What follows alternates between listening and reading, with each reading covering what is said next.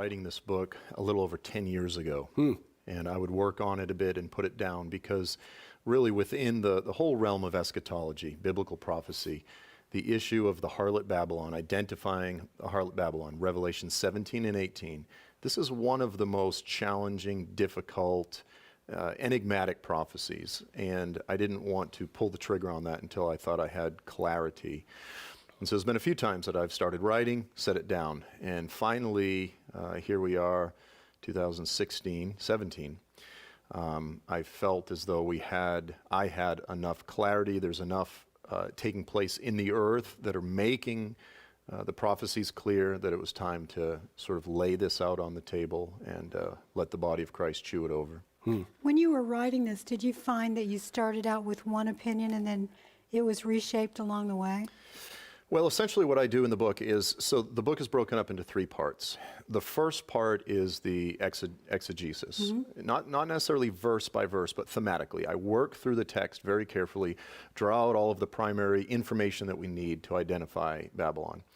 The second part of the book, I work through most of the primary popular interpretations. So, Rome, Jerusalem, a literal rebuilt Babylon, New York City, the United States, the Vatican, the Illuminati. Yes. And I begin with a chapter called The History of the Mystery.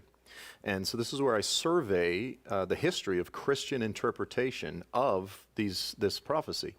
And it's interesting, so in the early years of the church, the primary opinion of believers seemed to be that the pagan city of Rome was Mystery Babylon. Of course, they lived under the shadow, under the dominance, the hegemony of the pagan Roman Empire. But as the Roman Empire essentially fell, as pagan Rome fell and it was Christianized, then that view lost favor. And so the next major opinion that we find in history is that it was Islam. Is that Islam as a religion represented Mystery Babylon. We see that in some of the earlier commentaries that we have on Revelation. And then later, during the Reformation, the church sort of went back and picked up the idea of Rome, except now they shifted it to the Vatican. So no longer pagan Rome, but now Roman Catholic, the Roman Catholic Rome. And so this became the dominant position really for the last 500 years since the Reformation. And then over the past, let's say 150 years, many have shifted toward the Illuminati, the New World Order, this sort of thing. And now in recent years, we've had a lot of people saying the United States, Wall Street, New York City, this sort of thing. And another very popular view, which I would say of all of the interpretations, my second most favored interpretation is literal rebuilt Babylon. And so in the late 1800s, you had folks like E.W. Bullinger, J.A. Seiss, Joseph Augustus Seiss, and many of the modern dispensationalists, a lot of them coming out of Dallas, let's say Mark Hitchcock, Joel Rosenberg, some of these guys, they're looking for a rebuilt literal Babylon. But what I do is I walk through all of these different positions, I lay out their strengths, and then I work through some of their weaknesses. And because this is a, just common, rule for interpretation is, when you go to a store and you're going to buy a glove, you don't buy a glove if 3 of the 5 fingers fit, even if they fit perfectly. You buy a glove if all 5 fingers fit. So we're looking for an interpretation that doesn't have any substantial problems with the text.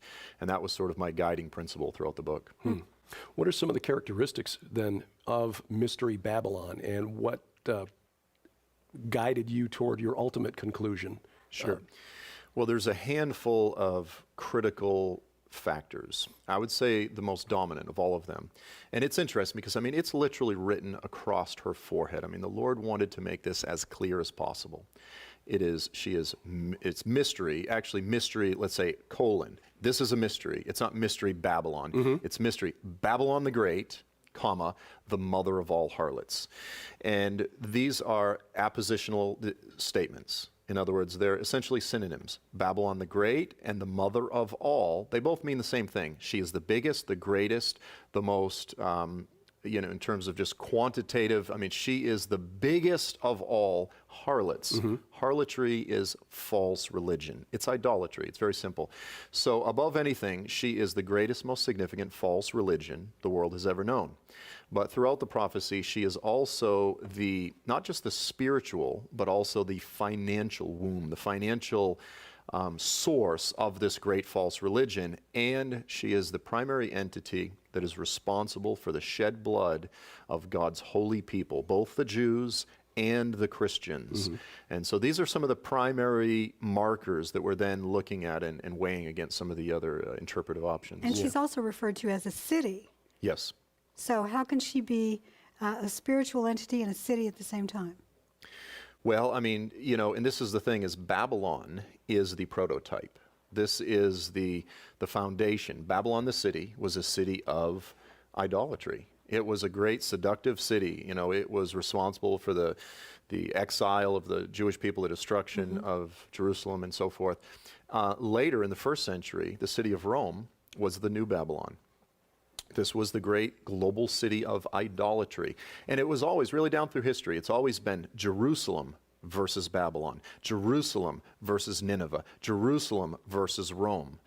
And so the question is today, what is the city? And it's not just a city, it is a city. It is most definitely a literal city, but it's also much more than a city. In the same way that Rome was a city, yea, an empire, in the same way that Babylon was a city, yea, an empire, we're looking for a city-state, if you will, a geopolitical, it has its epicenter, but it's not strictly limited by the city. So what is the primary spiritual and financial capital of the reigning beast empire of our day, of the primary anti-Christic empire system of our day? And this was sort of the basis for coming to my final conclusion, which is, apart from all these other interpretations, I take the last part of the book, several chapters, to lay out the idea that Mystery Babylon is in fact the city of Mecca and the nation of Saudi Arabia. The primary city of idolatry, in fact, the greatest city of idolatry that mankind has ever known. And Saudi Arabia being, not only does it house Mecca, but it's also the greatest single source of financial support for the greatest antichrist religion that mankind has ever known. Both New York or London, they're missing the most essential component, which is the spiritual component. Because Mystery Babylon, the harlot Babylon, is not characterized by mere, let's say something like materialism, or this sort of thing. It is a canonized specific religion with, specific doctrines, and it's responsible for the shed blood of the saints. So when I look at the city of Mecca, it's the greatest city of, as I said, idolatry in the earth. But what the Saudis are doing right now is they're working on creating essentially a mega city. So just to the west of Mecca is Jeddah, and they're turning that right now into what is going to be the greatest seaport in the world. That's their plan.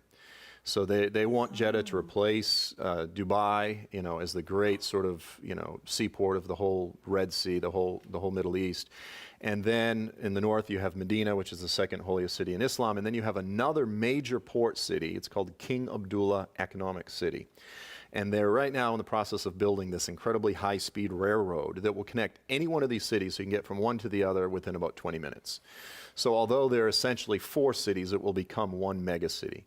So it will be and they're trying to make it the regional capital, again, the port city for trade and commerce and so forth.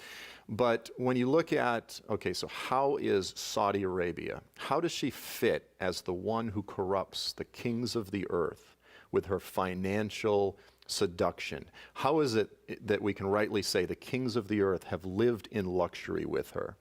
And the bottom line is, when we look at the Saudi lobby, not to be confused with Hobby Lobby, you look at the Saudi lobby in Washington, the Wahhabi lobby, the Salafi lobby. Yes. This is the most vile, the most violent, the most terrorist-oriented sect or version or form of Islam that's ever existed.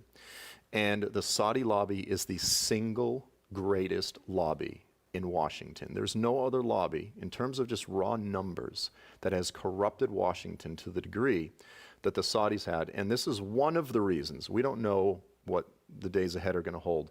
This is one of the reasons why I celebrated when Hillary Clinton was defeated in the recent elections, because here was a woman, the Clintons, who had received well over $30 million directly from a single family, a single foreign government, and into their foundation, etc. But not just the Clintons. You go back, there's evidence that that President Obama was funded, his Ivy League education was funded by the Saudis. There's some evidence of that. Yeah. The Bushes are actually worse than any of them. There's a book called The House of Bush, House of Saud. And this journalist works through very carefully all of the financial relationships that the Bush family has with the Saudis. And they've received over $1.5 billion, not 30 million, $1.5 billion through, all sorts of friendly loans and all sorts of different things with the Bushes. This goes back. And then, of course, Jimmy Carter was bailed out multiple times, good friends, in bed with the Saudis. And what are the Saudi, because these are not great philanthropists. They're not just, they really believe in the Clinton Initiative and the Clinton Foundation. They don't care so much about AIDS in Africa. They care about buying favor with Washington. And the bottom line is they got what they asked for. Yeah. In the case of Clinton, it's billion-dollar arms deals. In the case of Carter, it was a former president, Nobel laureate, who becomes one of the most vehement anti-Semites in recent history, writing these just grossly propaganda works against Israel and this sort of thing. And so we're dealing with the amount of money that we're dealing with in terms of corrupting the kings of the earth, and not just presidents. But everyone knows in Washington, if you play ball with the Saudis when you're in power, when you get out, you'll get some cushy job, whether it's a consulting position or sitting on a board, a couple $100,000 a year for essentially doing nothing. And, this is why, praise God, we have people that are at least talking about cleaning out all of the lobbyists in Washington. But I believe this is one of the greatest issues that has been that has hamstrung the United States in terms of being able to wage the war effectively against radical Islam. Because whether we're dealing with ISIS, Al-Qaeda, any of these groups, they all find their ideological foundations in Saudi Arabia. Well, the House of Saud not only controls politicians, they also control the media in many cases. They have invested heavily in television and print, and also internet sources. So they're controlling in many ways what you think. Yeah, and even in so-called conservative media. Yes, Prince exactly. Al-Walid bin Talal was one of the wealthiest men in the world, was bragging several years ago during the uprisings in Paris, France, where Muslim teenagers were turning over cars and disrupting things, how he managed to get anchors on Fox News to change their terminology from Muslim unrest to teen unrest. Yes. Exactly. He's the largest shareholder in News Corp, which is the parent company for Fox News. Right. And I tell the story in the book when, I was on in 2011, just after the Arab Spring, I was on Fox News with Glenn Beck. And just after I was on is when he announced that he was leaving Fox News. And I can't confirm the story, but I met someone in an airport a couple years ago who says they're friends with Glenn, and who, again, this is sort of third person, and they said Glenn told me the reason he was kicked off of Fox was because of the Saudi ownership. He said that was one of the big factors. I can't confirm whether or not that's true or not, but I have little doubt. Same thing with Twitter. Al-Walid bin Talal is one of the largest shareholders of Twitter. I mean, when you control the information, why is he going for the information channels? Because he wants to control the That's really interesting, because all the big tech leaders are going to meet with Trump. This is airing in January, but this is December. And the one that is not going is Twitter. That's interesting. As of this morning, Twitter's And you remember not that Twitter had scheduled maintenance during the unrest in Iran during the presidential election several years ago, and they deferred the maintenance so that they wouldn't take it offline, because Twitter was a key component in spreading the unrest and violence of Mystery Babylon, the 7 heads, 10 crowns, 7 hills. How well do those fit with this analysis? Sure. I think it actually fits perfectly, because when you look at this beast in Revelation 17, it's a beast with 7 heads, but then, it seems to have an 8th head. It's not so much that it has a separate head, but the 7th head suffers a head wound, and then it comes back. And it refers to it as the 8th. Now, we know that when we just read it, it says 5 have been, 1 is. Now, of course, in the 1st century when Revelation was written, Rome was the 6th. It was the one that is. But then it says another one is coming after. It says that one that comes after will suffer the head wound and then come back. Now, what we see there is a final empire, because these are all empires. It's Egypt, Assyria, Babylon, Medo-Persia, Greece. Those are the 5 that had been. Rome was the 6th. And then another empire is coming. And then it talks about it, almost an 8th empire, but it's really just a revival of the 7th empire. When we look at the biblical precedent for understanding this final empire, in Daniel 2 and Daniel 7, we have a singular empire which has 2 phases. So the legs of iron in Daniel 2, and then the feet of iron and clay, and then the 4th beast, and then the 10 horns that come up out of the beast, Daniel 7:24. These are the same empire, the 4th kingdom, the 4th beast, but they have 2 phases. Likewise, in Revelation, the 7th and the 8th, this represents a single empire that has 2 phases. It's not Rome. Because if it's Rome, then we're dealing with Rome is the 6th, the 7th, and the 8th. And there's no precedent for that in Scripture. We don't have precedent for a 3-tiered kingdom, a 3-phase kingdom. We have precedent for a 2-tiered. And so really the only empire in history that has emerged that meets the criteria, that follows the pattern of all of the previous empires, that has all of these anti-Semitic, anti-Zionist, anti-Christic characteristics, is the Empire of Islam. When we look in Revelation 13, the final beast is described as being a composite of a lion, a leopard, and a bear. Now, when we go back to Daniel 7, that is Babylon, Medo-Persia, and Greece. So when we look at the Islamic Empire, it is in fact just, in terms of looking at maps, it's a composite of a lion, leopard, and a bear. That doesn't align with this very Western European empire of Rome. So I'm not saying dogmatically, to be clear, that it's, Rome, we're not looking for a revived Roman Empire. I lean very strongly toward the 4th kingdom, the final kingdom, being a revived Islamic caliphate, an empire, if you will. And I believe that we're in the days right now where we're seeing the emergence of a revival of this empire that existed for roughly 1,300 years and was essentially abolished in 1923. I believe we're seeing that beast once again rise up like a phoenix out of the ashes. How will this dovetail into what Erdogan wants to do right now? He'd like to be the leader of the new Ottoman Empire. Will Saudi Arabia, House of Saud, allow that? Well, that's the thing, is the Turks and the Saudis are in conflict because historically the Turks controlled the area of Saudi Arabia. They controlled the Hijaz, as it's called. When the Saudis stepped into power, by the way, they were just, Bedouin tribes that took over the Arabian Peninsula and declared, oh, by the way, we're a monarchy, we're a kingdom. They just declare yourself a king, declare yourself to be a kingdom, and now you have the most privileged family in the world. But they're in conflict with the Turks because the Turks have a very long memory. The Turks long for the revival of the Ottoman Empire when they controlled the whole Middle East, and that's exactly what the Turkish President Erdogan wants to do. He wants to revive the Turkish Empire.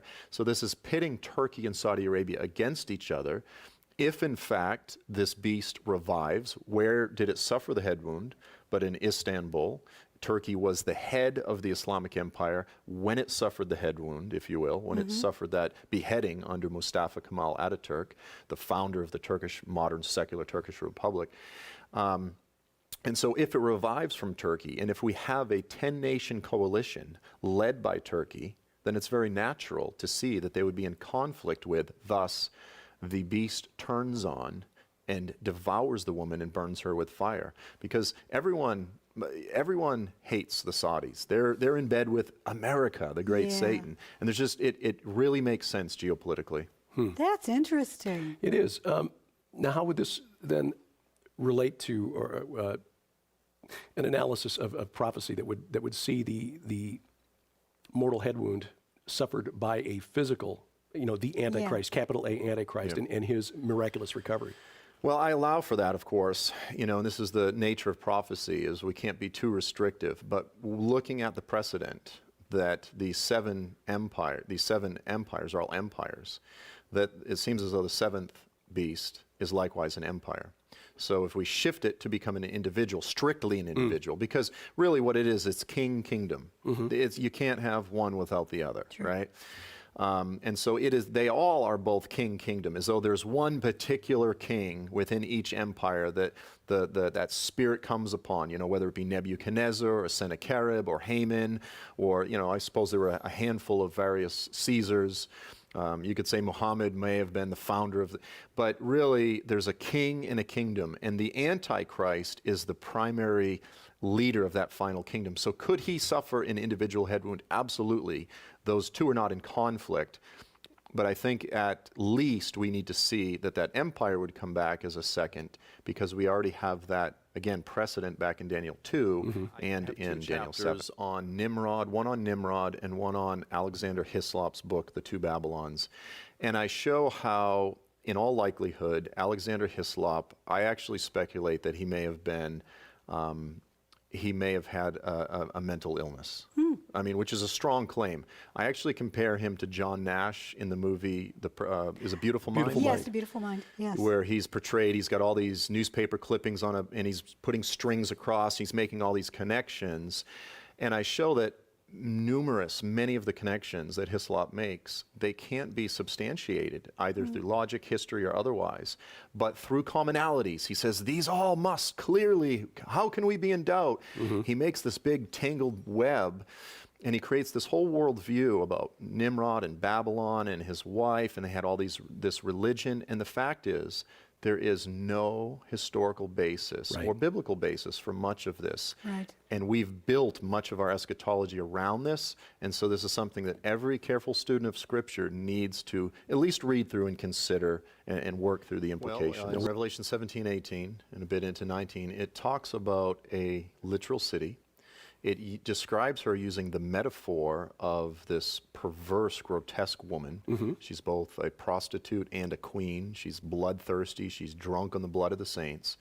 But then the angel gives the interpretation, and this woman represents a city. And it's a very literal city, and the city is referred to as, it's a mystery, and it's referred to as Babylon the Great. And this city will be destroyed within the context of the final events that unfold right before the return of Jesus. And it's a city that is the primary spiritual and financial capital of the reigning system of the Antichrist. And so this has intrigued and puzzled commentators and scholars down through history as to what city, where are we looking to find the correct interpretation, the right identification of this last days Babylon. Well, this is interesting because the woman is portrayed as riding the beast. So when we initially are introduced to the harlot, this city, it is in relationship with the beast. But then the beast turns on, devours, and burns the woman. This is intended to be shocking. It's intended to be dramatically ironic. I mean, not just ironic, but shocking. They are partners. They're both dressed in scarlet. They're both all red. One's a scarlet beast. She's dressed in scarlet. And they are rider and steed. So I liken this to, I go, imagine a little kid, little Jimmy. He's got his little cap guns and his little hat, and he's watching Lone Ranger, and hi-yo Silver and away, and all of a sudden Silver turns on and devours the Lone Ranger. You go, what just happened? That's the kind of shock that we're supposed to get when the beast devours the woman. Initially, they seem to be in relationship. They seem to be on the same team. But then the beast, this coalition of nations, turns on and devours. And so if Saudi is the harlot, then what that would say is that there is a conflict between these beast nations and the harlot, or Saudi Arabia, which means also that Saudi Arabia may not be part of the initial coalition of nations. Now, I speculate that the beast empire will be led by Turkey. It will be led by what I believe to be a conquered Iran. I believe that Iran will be conquered, and that the Shia will be forced to sort of come under the leadership or under the hegemony of the Sunnis, as they have been down through history. The Shia have always sort of been that persecuted minority that have had to put up with the leadership of the Sunnis, and I believe there's some major wars coming, as detailed in Daniel 8, where Iran will be defeated by a larger emerging Turkish empire. Because right now, it really is. It's sort of the two-horned ram and the goat of Daniel 8. And it's the principality of Persia, the prince of Persia and the prince of Yavan. Now, we translate that in most translations as Greece. But there was no Greece when the prophecy was inspired. When Daniel 8 was given, there was no Greece. That's right. Yavan was Western Asia Minor. It was most of Asia Minor. And so throughout history, these principalities have been clashing. So you had Medo-Persia, Greece, then you had Rome and Parthia, then you had the Sassanids and the Byzantines, then you had the Safavids and the Ottomans. Today it's Iran and Turkey. And they're both trying to revive their empire. Today Iran controls Damascus, Beirut, and Baghdad. They almost have extended their empire all the way to the Mediterranean. Turkey's not too happy with that. They're both playing tug of war with the Kurds. And so I believe all of this with ISIS and this whole mess is going to lead to a regional conflict between Iran and Turkey. I believe that Turkey eventually conquers Iran. And this is the beginning of its consolidation of this 10-nation coalition.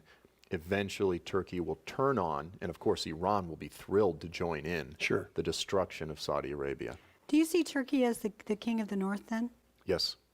Yep. So when Persia comes in to invade with that, Persia will be gobbled up after that is over, or how would that work out? So essentially you have Daniel 8, which is the conflict between Persia and Yavan. And then you get to Daniel 11, and now it's the conflict between the king of the north and Egypt. Yes. Egypt is the other sort of dog in the fight.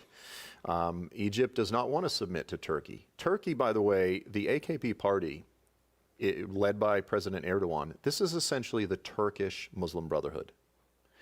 That's why they were so upset when the Muslim Brotherhood got kicked out of Egypt. Yes. Right. Erdogan was trying to sort of disciple Mohamed Morsi, who was the president of Egypt at the time, in terms of how to take over the country. Morsi was too aggressive. He tried to do it too fast. They threw a rebellion and threw him off. Yeah, the army took over. And so now Sisi and Erdogan have been butting heads ever since. And so that king of the north, king of the south, which is exactly the areas that it was historically, that geopolitical conflict is also coming into focus. Do you think that the coup that took place in Turkey was a genuine coup, or was this just an excuse to crack down by Erdogan? Well, if it was either a false flag, either a staged event, and there's been a handful of staged events in Turkey over the past 10 years. You had Ergenekon, you had these different claims to these efforts to attack the government. Erdogan used this, it was called Ergenekon. He used this to behead the military. He arrested over 300 military leaders in one night, put all of his own guys in place. But there were still some residual resistors. And really what the coup was it was a conflict between a group within Turkey known as Hizmet. Sometimes we call them the Gulenists. These are the disciples of Fethullah Gulen. He's the Islamist who lives very close to Langley in Pennsylvania. That's right, in the Poconos, yeah. He's the most wealthy Islamist in the world. His people had infiltrated the government. Erdogan rode their infiltration of the government to the top. Once he got to the top, very similar to Adolf Hitler, he turned on the brown shirts. And Erdogan essentially turned on the Gulenists. Like the beast turning on the woman. Exactly, that's what I was thinking when you said it. Yeah. Very similar. So whether it was a legitimate coup or a controlled coup, either one, it's hard to know. You get little anecdotes, pointing to one or the other, but clearly Erdogan has used it to purge the entire country of all of his resistors, i.e. the Night of Long Knives, Adolf Hitler, where he, in really over a few nights, he killed, all of his previous supporters. And that's exactly what we're seeing in Turkey. But not only that, they're turning on the Christians, they're turning on the Kurds. They're using it to shut down all the journalism and media and consolidate this dictatorship in Turkey.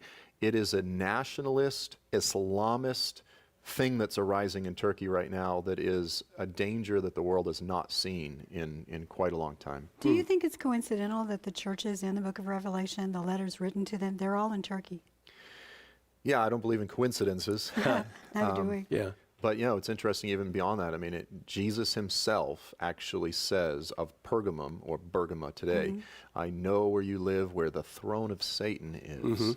Now, we could say that's historical. That was the temple of Zeus. Of Zeus, which is now in Berlin, which is not surprising that then Berlin becomes this capital of anti-Semitism and Hitler emerges. And actually, Turkey's suing Berlin right now to get that back. I think he's setting that as his goal, of course. He's now arranged things to where he will be in power at least until then.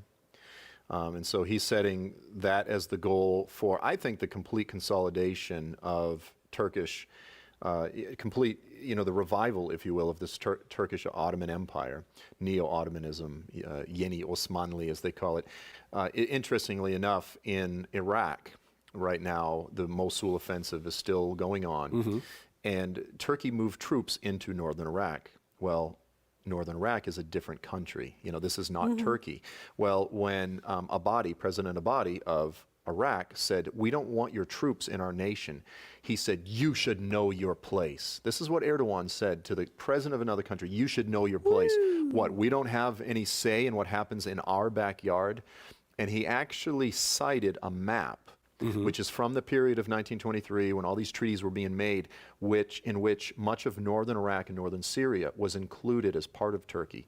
He's already referring favorably to an expanded, a greater Turkey, if you will. And I think clearly this is what they're looking for. I was at a pro-government rally a couple of years ago. It was the day after they purged all of the protesters out of Taksim Square. The day after, he gets up there and he gives a speech, and he is calling out the capitals of foreign countries. And he's saying, Karachi. He's naming cities in the Balkans, and he's saying today is a day of victory for everyone. Now think about this. The night before, he purged some of his own protesters, his own political opponents, and he's calling this a victory for Karachi, a victory for Albania. It's this type of paternal language where he's presenting himself as the father of all of the Muslim world that is very concerning. I have a few reasons. I am a big believer in sort of the theories of Michael Heiser in terms of his descriptions of the principalities, the Elohim as they govern different parts of the world. And of course, Daniel, the book of Daniel, gives us some insight into the prince of Persia and the prince of Yavan. And so it's not a coincidence that historically Alexander the Great swept out of Macedonia, and then sort of under the spiritual authority, if you will, of the prince of Yavan, conquered much of the Middle East. And then out of that comes Antiochus Epiphanes.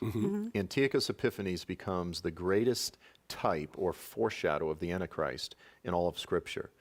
And he's in this part of the world. So there's that spiritual principle, that which took place in biblical history will be repeated in the last days. That's the pattern that Daniel establishes. There's also the simple reality that geography often determines the future of a nation. And so there's the spiritual, but then there's the natural. The United States, why do we always tend to pull out of downturns, economic downturns? Because we have such an amazing piece of property. Yeah. We have complete access to the Atlantic, to the Pacific. We have all these resources. We have all this space, et cetera, et cetera. Well, Turkey, likewise, Anatolia, Asia Minor, is one of the most amazingly strategic pieces of property in the whole Middle East. They sit there as a bridge between Europe and the Middle East, Asia. And they control so many energy pipelines and different things like that. And so you can explain it in the natural because of geography. But beyond the geography, I think there are deeper principalities that are at work, and those powers that are clashing throughout history will clash one final time until the ultimate principality, the God of gods, comes back and shatters and puts those principalities in the abyss forever. It's interesting when you look at Daniel 2's description of the final kingdom. Of all of the different descriptions that were given, one of the specific descriptions is, it will be a divided kingdom. In that you saw the iron mixed with clay, but it will be a divided kingdom. And it's interesting that as soon as Muhammad died and there was this dispute broke out between those that thought the successorship should go to his family, they became known as the party of Ali, the Shia Ali, versus the Sunnis. And so Islam fulfills the biblical description to a T from the beginning. When we try to apply that to the Roman Empire, we go, well, there was this period where they were divided, but it really doesn't define the overarching history of the Roman Empire. And so it's interesting that one other criterion that we have in Daniel matches that of Islam. Again, the hand really tends to match the glove. How do you think Russia enters into any of this? Well, of course, Russia has its own geopolitical interests, primarily which are energy. Russia's economy is largely hinges on energy. And so thus, right there in Syria, you have a few crisscrossing network of energy pipelines. And so that's exactly what Russia is doing. Russia is siding with Iran, with the Shia, largely against Turkey. Now, historically, Russia and Turkey have had all kinds of conflicts. Again, some of it because of geography. Yeah. If Russia wants to access the ocean, the sea, they can sort of peek out over there by the North Pole in China. They can kind of creep up over there, or they can come down through the Bosphorus, but they need Turkey's Crimean permission. War, they wanted to come in and take over the Ottoman Empire as it was starting to crumble. Yep. So history repeats itself, partially because of geography, partially because I believe of the principalities. That's why these things are constantly repeating. It's really interesting. 2017, November of this year, is going to be the 100th anniversary of the Balfour Declaration, which changed everything in the Middle East. Again, the Ottoman Empire was starting to just fall apart, and a few years later, it was officially dead. Do you think that Erdogan will do anything this year to commemorate that, sort of kick off his move toward 2023? That's a good question. Erdogan has, not only has he repeatedly presented himself in this paternalistic role over the whole Middle East, over all of the Muslims, but he's presented himself as the only party capable of moderating and mediating the conflict between the Palestinians and Israel. He recently even went so far as to say all Muslims are obligated to support the Palestinians in their defense of Jerusalem. He goes, we can no longer allow Jerusalem to be defended by little children with stones. Yeah. All Muslims are obligated to support them. So it's hard to say what he'll do this year. I'm not a prophet or the son of a prophet, but I think looking at the pattern of his career, I think that he will clearly make a move with regard to Israel and insert himself centrally into that conflict. Now, Israel and Turkey are officially reconciling after several years of conflict because of the Mavi Marmari incident, the Gaza flotilla, Freedom Flotilla. But Netanyahu has also been very close friends lately with Putin. So what is Erdogan's?